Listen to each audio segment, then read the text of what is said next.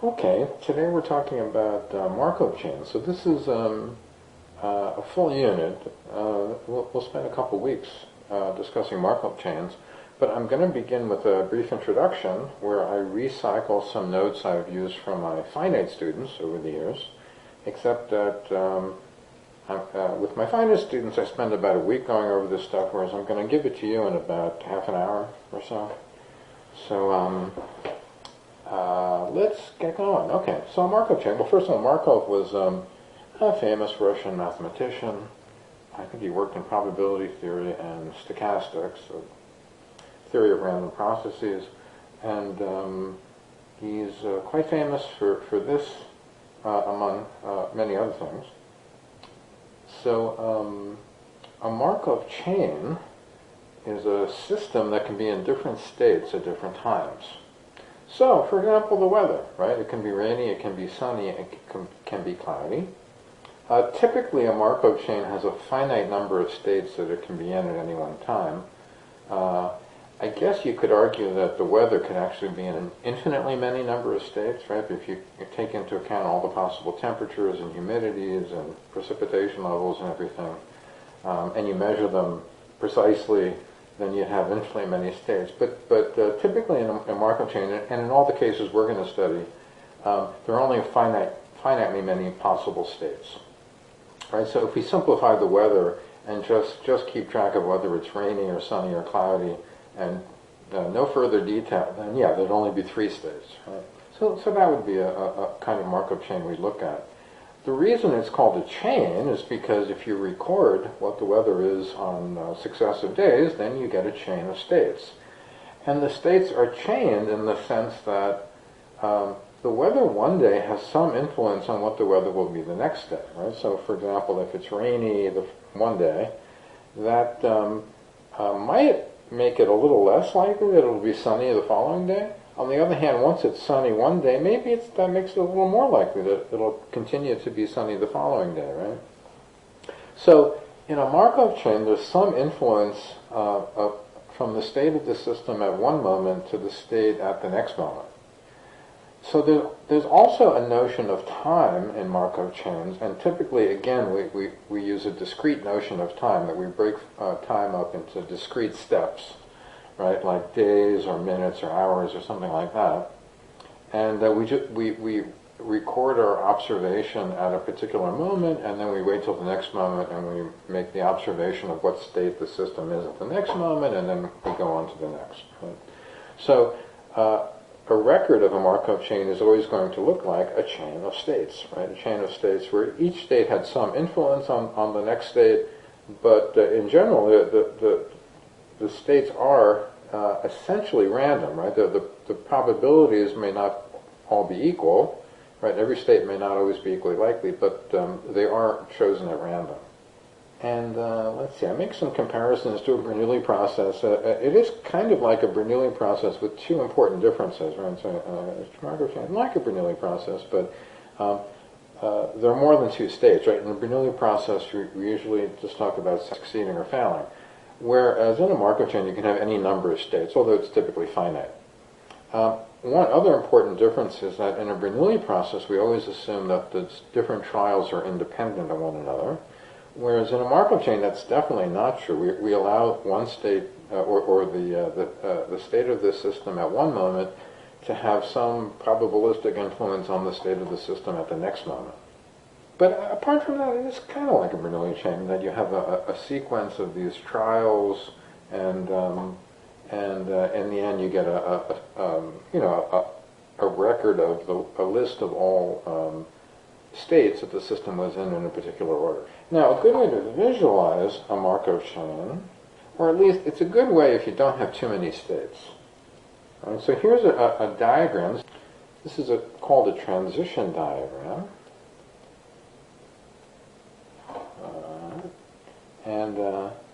Because it's a diagram of all the possible transitions from one state of the chain or the system to another.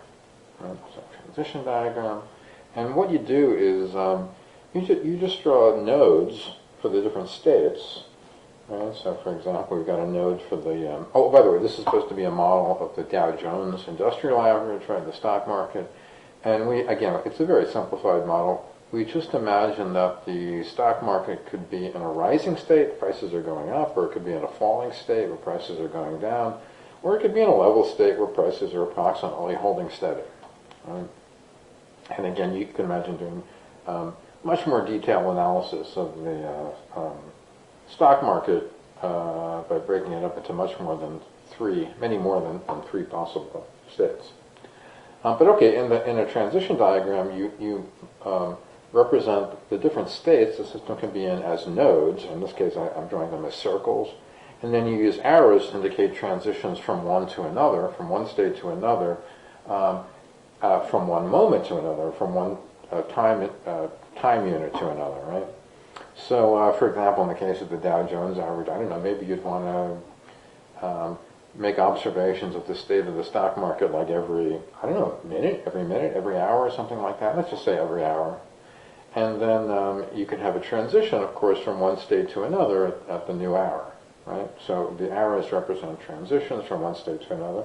Of course, it's also possible that you could transition back to the same state. In other words, the state could remain the same for 2 consecutive hours, right? So the state could go unchanged. That's also considered a possible transition.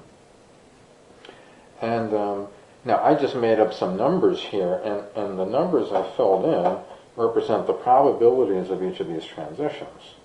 So, for example, if you're currently in the falling state where the prices are going down, then I'm going to just say that means that there's a 50% chance that you'll be in the falling state at the next time unit, right? When you observe the system at the next hour, right? On the other hand, if you start out in the level state, then I'm assuming that this arrow here, this represents a transition from the level state to the falling state, and that's a different probability. That's a probability of 0.6. So this means if it's level, you have a greater chance of moving to the falling state than if it's already falling. I have no idea whether that makes any sense from a business point of view. Maybe you could say that if it's already falling, then it doesn't need to fall any farther, something like that. But anyway, the point is that the probability of it falling depends on what the current state is, right? So the probability of it being in the falling state at the next hour depends on what the state is during the current hour. And so there's actually 3 different ways you can reach a falling state. You can go from falling to falling, or you can go from level to falling, or you can go from rising to falling. And I'm assuming here that if it's currently rising, if the stock market is going up, then there's only a 30% chance that it will be falling in the next hour. Right? So 3 different ways you can get to a falling state, but they all have a different probability, right? Because it depends on what the previous state was. Notice in this diagram that the arrows that come out of a single node, like for example, like take these 3 arrows that come out of the F node. Those 3 arrows have probabilities that add up to 1, because they're the only 3 things that can happen if you're currently in the falling state. So if you're currently in the falling state, only those 3 things can happen, so those probabilities have to add up to 100%, right?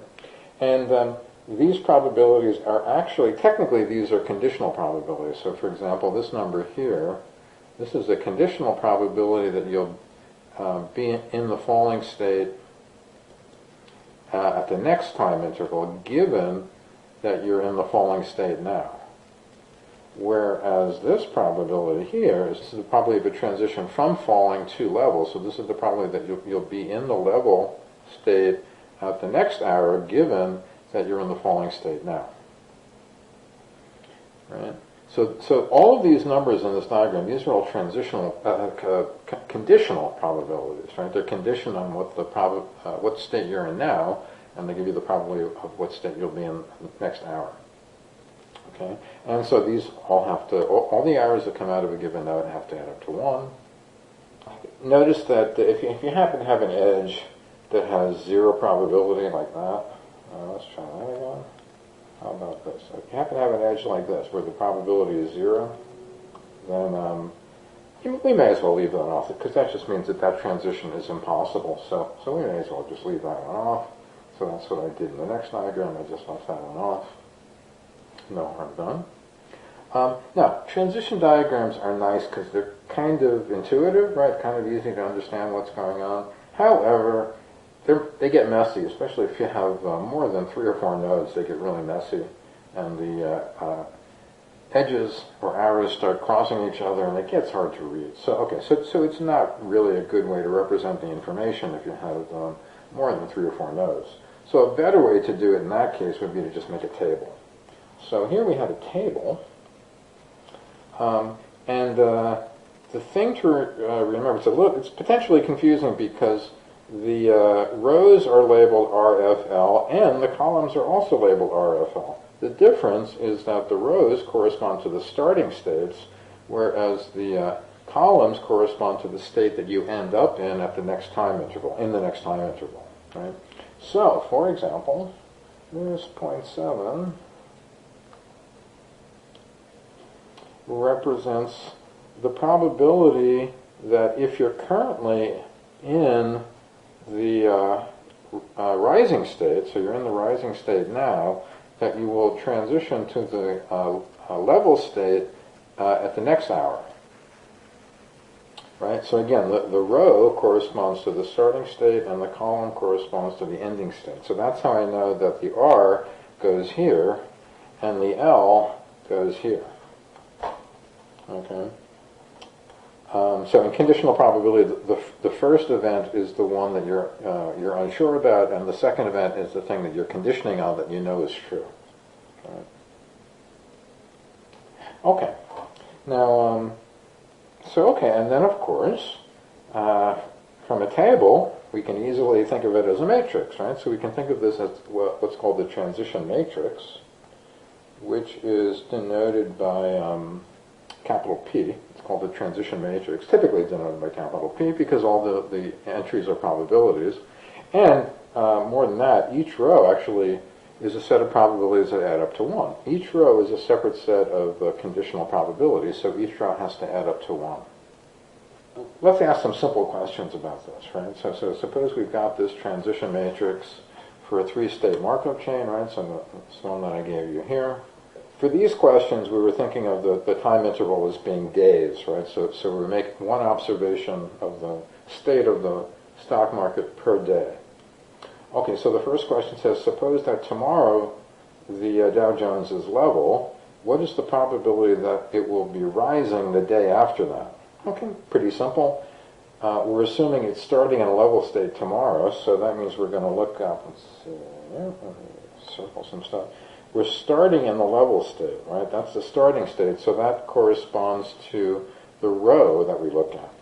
Now, if you recall, the order that we did this in was rising, falling, level. So if we're starting in the level state, that means we want to look at the third row. On the other hand, the question is, what's the probability that it will be rising the day after that? So what's the probability that it will then be rising, it will transition from level to rising? Well, again, rising was the first of these 3 states. The rows and columns, by the way, have to have the states in the same order, otherwise it gets hopelessly confusing, so always put them in the same order. And for other reasons as well, for mathematical reasons. So what we want is this entry, right? Because we're starting in the level state, and we want to end up in the rising state, so the answer is 0.2. So that's how I got 20%. Right? So similarly, if the Dow Jones fell today, what is most likely to happen tomorrow? Well, if it fell today, that means now we're looking at the middle row, right? Because we're beginning in a falling state, and we're wondering what's going to happen tomorrow. Now, for this question, I just asked what is most likely to happen. So of the 3 things that could happen, rising, falling, level, they have probabilities 0.4, 0.5, 0.1 respectively, right, in the second row, which is the one we're looking at because we know it's falling today. Then which one is most likely? Well, the answer would be F. right? You're most likely to be in state F that has a probability of 50%.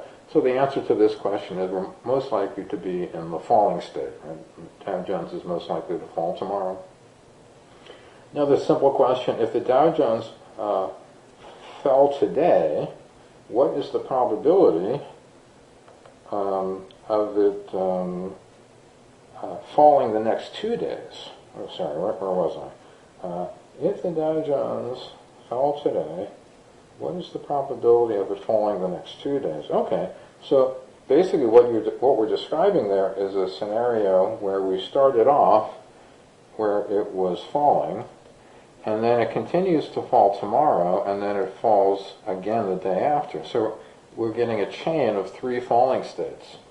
Now, the first falling state is given to us, right? We're assuming that we start in the first falling state. But what we do have to do is look up the transition probabilities in the table for the other 2 transitions. So there's a transition from the first day to the second day, and then also from the second day to the third day. Well, we just look those up. F to F transition, if you look it up, that would be this number, 0.5, right in the center, right?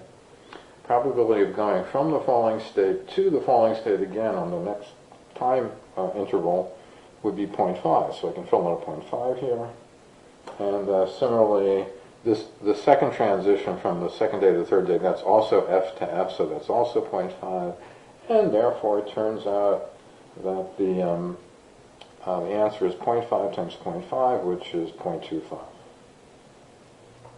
It says if the Dow Jones fell today, what is the probability of it being level the next 2 days? So it's a similar kind of situation. We're given that we're starting in the falling state, and then we want to know what's the probability that we go to level and then level again. Well, there are 2 transitions to look at. We can do it just like we did the previous one.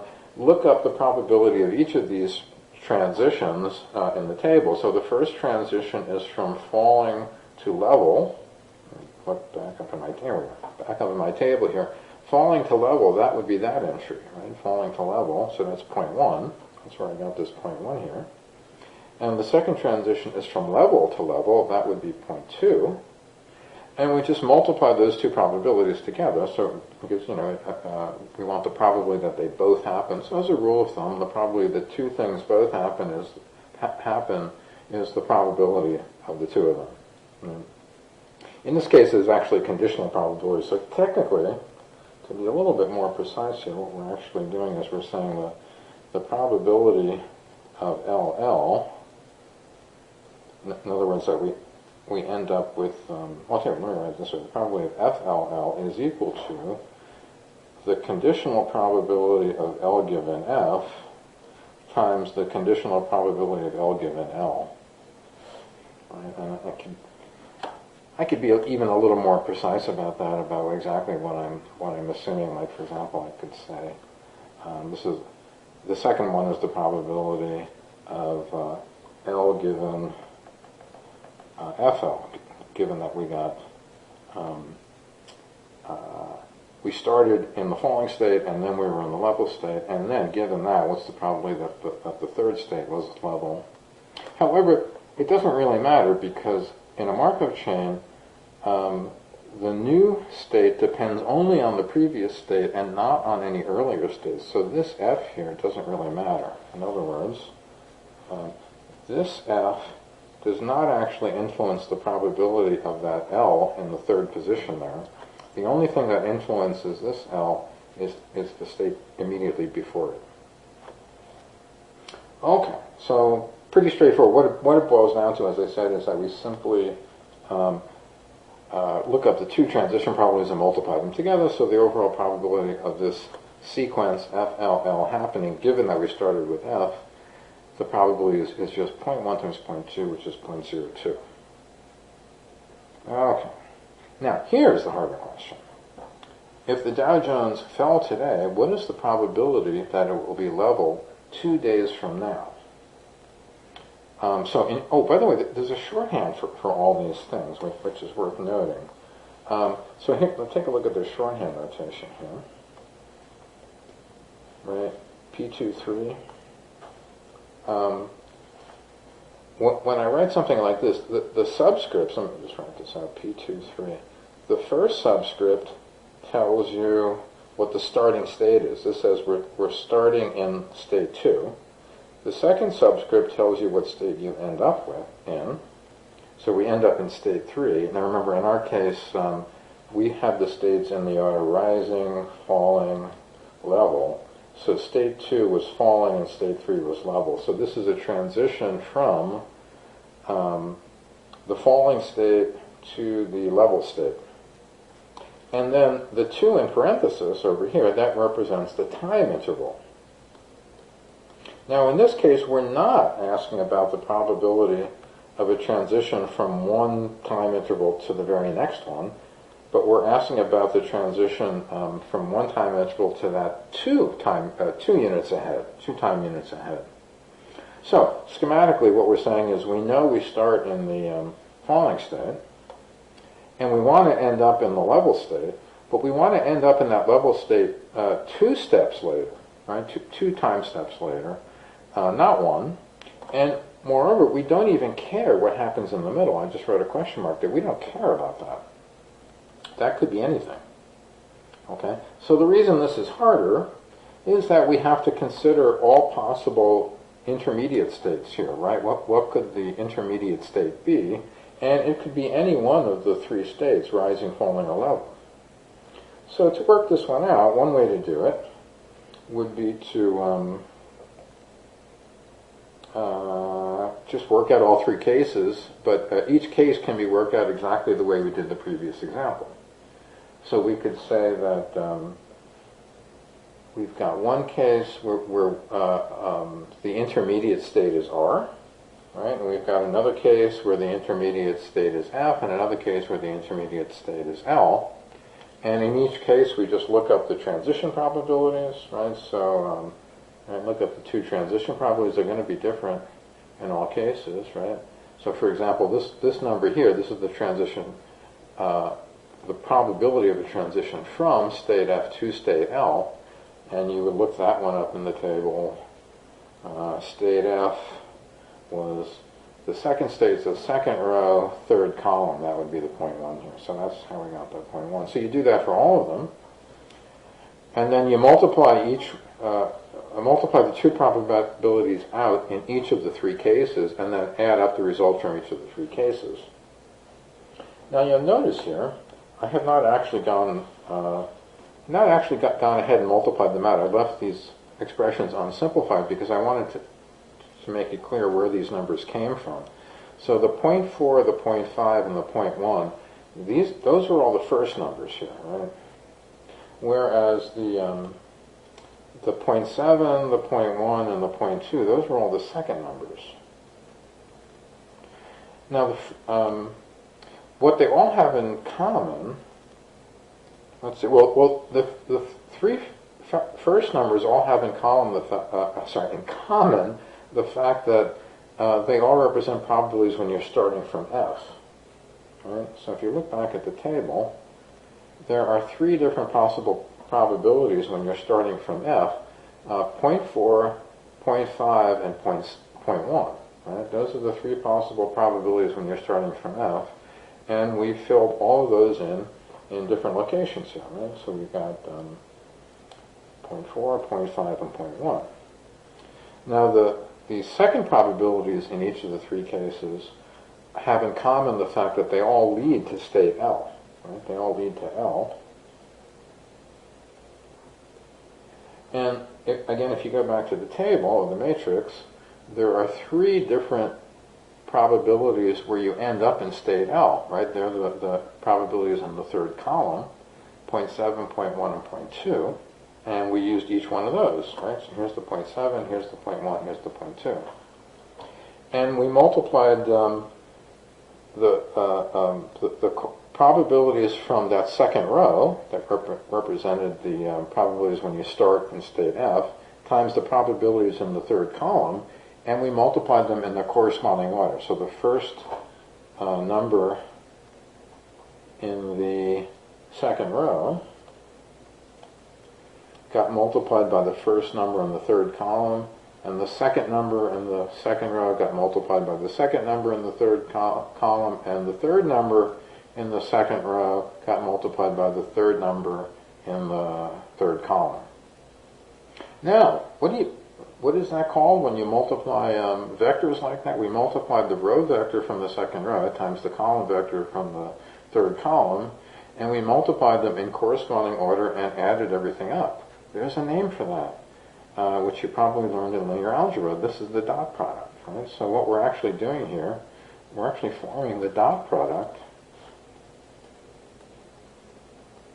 where we multiply the vector, or the row vector from the second row, 0.4, 0.5, 0.1, and we dotted it with the column vector 0.7, 0.1, 0.2 from the third column.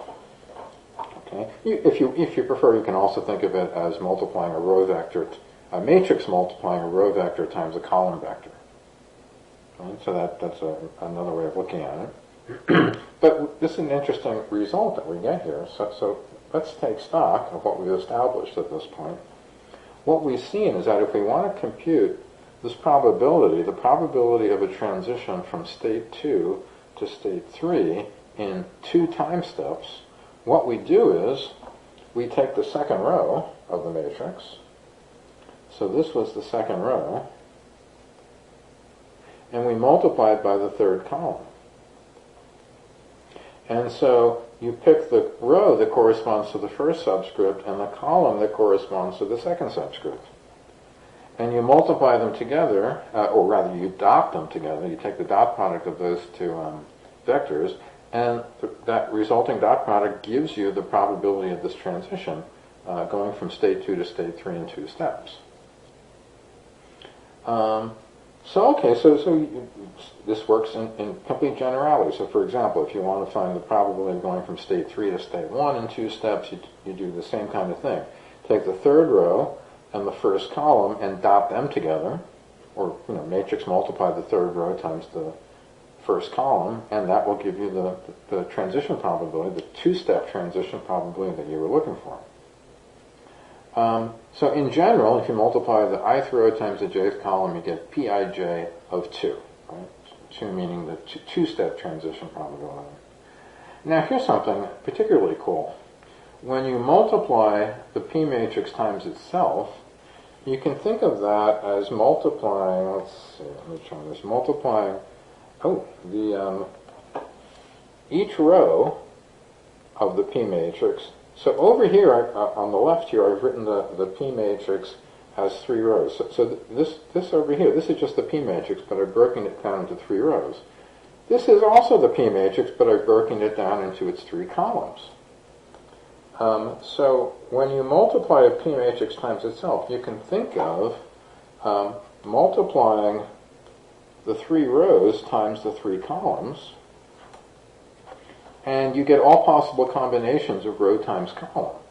And what we just saw is that when you do this and multiply a row times a column, multiply the ith row times the jth column, what you get is one of the 2-step transition probabilities. Okay, so it gives you the probability of a transition not from one moment to the next or one time step to the next, but from one time step to the second following time step, right? To the time step 2 steps in the future instead of 1. And we can summarize this with the following nifty formula or equation. We can say that P of 2, and again the 2 in parenthesis means the time interval that we're looking. We're looking 2 steps ahead. So this capital P of 2 is shorthand for the table or matrix of all 2-step transition probabilities. And the result we just saw is that matrix or table of 2-step transition probabilities can be obtained simply by matrix multiplying the P matrix by itself. It's just equal to P squared. So the 2-step transition matrix is simply equal to P squared, the 1-step transition matrix squared.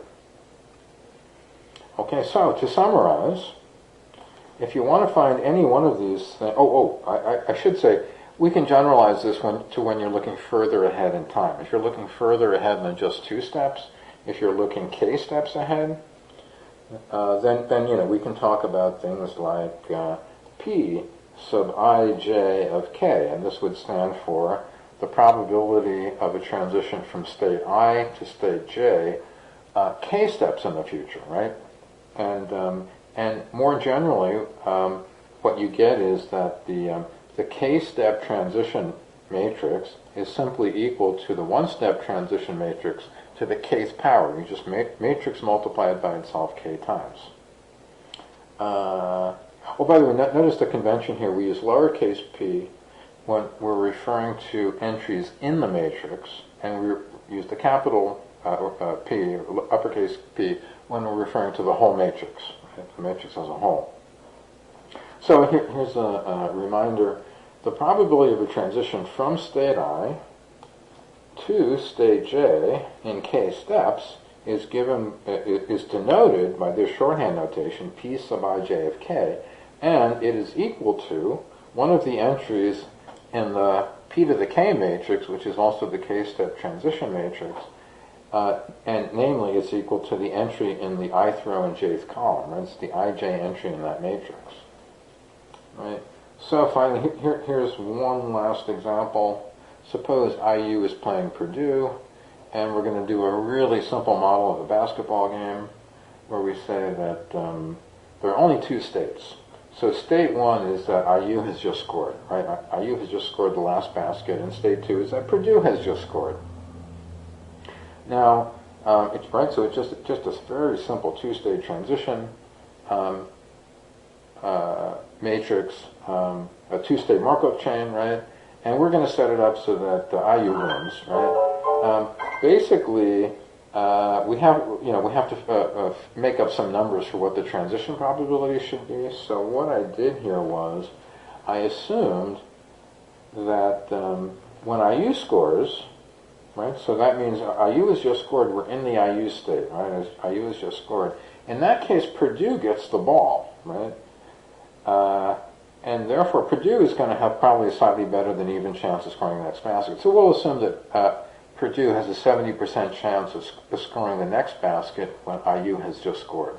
So that's the probably of a transition from the IU state to the Purdue state. Right? On the other hand, if Purdue has just scored, then IU gets the ball, and we're going to imagine that IU is much better at converting possession into a basket. So we're going to say that in that case, IU has an 80% chance of scoring the next basket. Oh, and notice also we're not taking into account field goals or penalty shots or anything like that. Right? I'm sorry, we're not taking into account 3-pointers. The field goals are the only baskets we're taking into account here. Right? It's a very, very simple model of a basketball game. But then, if you set it up that way, then this would be the transition matrix. Right? So we set it up so that IU is state 1. IU having just scored is state 1. And Purdue having scored is state 2. So again, this is IU, this is Purdue. So that number says that if IU has just scored, there's a 0.7 chance that Purdue will score the next basket. However, there's also a 0.3 chance that Purdue could give up the ball, fail to score, give up the ball to IU, and IU could end up scoring the next basket, right? So again, notice that each row adds up to 1. Right? The probabilities in each row add up to 1. In the second case, if Purdue has just scored, IU has a 80% chance of scoring the next basket, but there is a 20% chance that Purdue could get a turnover and score the next basket. Okay, but anyway, this is our transition matrix, 0.3, 0.7, 0.8, 0.2. And then we can ask questions like, consider this one. If Purdue has just scored, what is the probability that IU scores the basket after the next one? Kind of a weird question to ask, but let's just go with it. What we're asking, in shorthand notation, we're asking to calculate this number. What is P sub 2(1) of 2?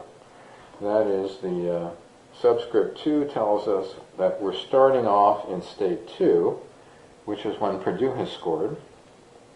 We're ending up in state 1, which is when IU has scored. So we're talking about a transition from the Purdue state to the IU state, except that, I made a little mistake here, except that we're not doing it in one step, we're doing it in 2 steps. So there's actually some intermediate step which could be anything.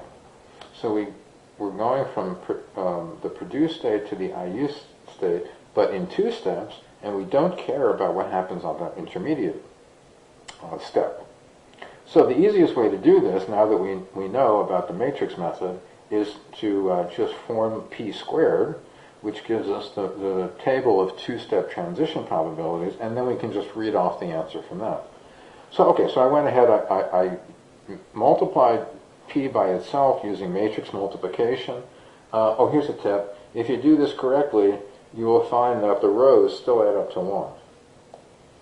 Right, so the sum is still 1 in each row.